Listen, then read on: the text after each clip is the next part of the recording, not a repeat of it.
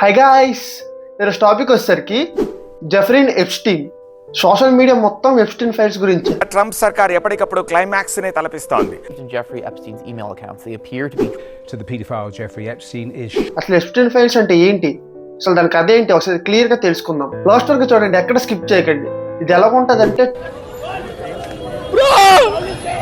ఒక్కొక్క సీను ఒక్కొక్క twist mind పోద్ది. సో ఎక్కడ స్కిప్ చేయకుండా లాస్ట్ వరకు చూడండి. ఈ ఫోటోలో కనబడుతుంది కదా, ఇతని పేరే జెఫ్రీన్ ఎప్స్టీన్. వీడు జనవరి 20, 1953లో పుట్టాడు అండ్ ఆగస్ట్ 10, 2019లో చనిపోయాడు. వీడు చేసే దారుణం ఏంటంటే, వీడు ఒక టీచర్గా పనిచేశాడు అండ్ ఎలాంటి సర్టిఫికేట్ లేదు, ఎలాంటి డిగ్రీ లేకుండా టీచర్గా పనిచేశాడు. అక్కడ వీడి బిహేవియర్ నచ్చక డిబార్ చేశాడు. దాని తర్వాత వీడు బ్యాంకింగ్ అండ్ ఫైనాన్స్ సెక్టర్లో అడుగు పెట్టాడు. ఇక్కడ చాలా మంది బిలియనియర్ని కలుసుకున్నాడు. ఇక్కడి నుంచే వీడి నెట్వర్క్ అనేది బిల్డ్ చేసుకున్నాడు. వీడు ఎలా దొరికాడంటే 2005లో వాళ్ళ పాప కనిపించట్లేదని చెప్పేసి వాళ్ళ పేరెంట్స్ కంప్లైంట్ ఇచ్చారు. సో ఆ బేస్ మీద ఇన్వెస్టిగేషన్ స్టార్ట్ చేశారు అండ్ ఇక్కడ దొరికాడు. అది ఎలాగంటే 36 మంది అమ్మాయిల్ని ఇల్లీగల్ గా ట్రాన్స్ఫర్ చేస్తూ, అండ్ ఇందులో చాలా మంది 14 సంవత్సరాల పిల్లలు. సో వీటిని పట్టుకున్న తర్వాత వీడు బ్యాక్గ్రౌండ్ యూజ్ చేసి 13 నెలలు కస్టడీలో ఉంటాడు.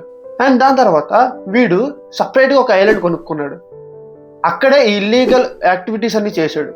ఎలాంటి క్రైమ్స్ చేశాడంటే హ్యూమన్ ట్రాఫికింగ్. వీడు చాలా సీరియల్ రేపిస్ట్ అండ్ సింపుల్గా చెప్పాలంటే వీడు బ్రోకర్గా ఉండేవాడు.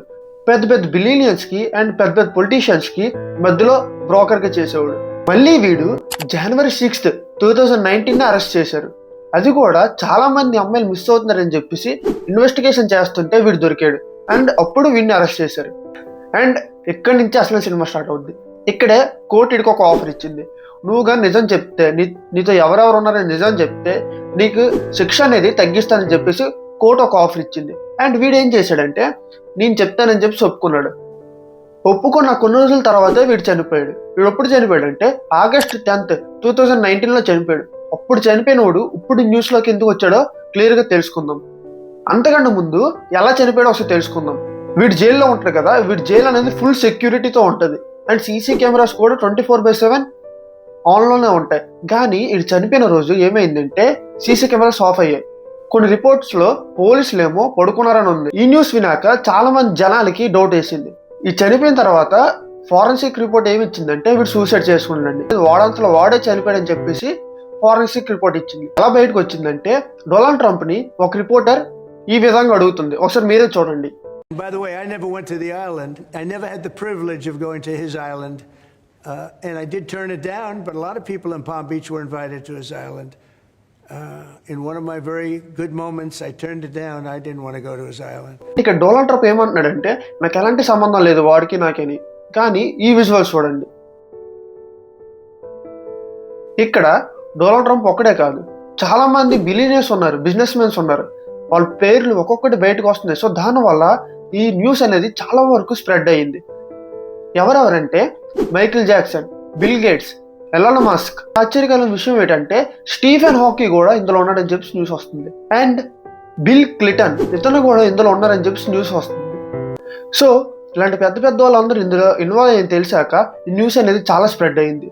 ఇలాంటి వాడితో ఇలాంటి బిలియనర్స్ ఎందుకు కనెక్షన్స్ ఉన్నాయని చెప్పేసి చాలా మందికి క్వశ్చన్స్ అన్ని రేస్ చేశాడు. సో దాంతో ఈ కేసు అనేది చాలా వరకు స్ప్రెడ్ అయిపోయింది. అండ్ ఇక్కడ చాలా దారుణం విషయం ఏంటంటే చాలా వరకు డేటా అనేది యుఎస్ఏ గవర్నమెంట్ అనేది రిలీజ్ చేయలేదు.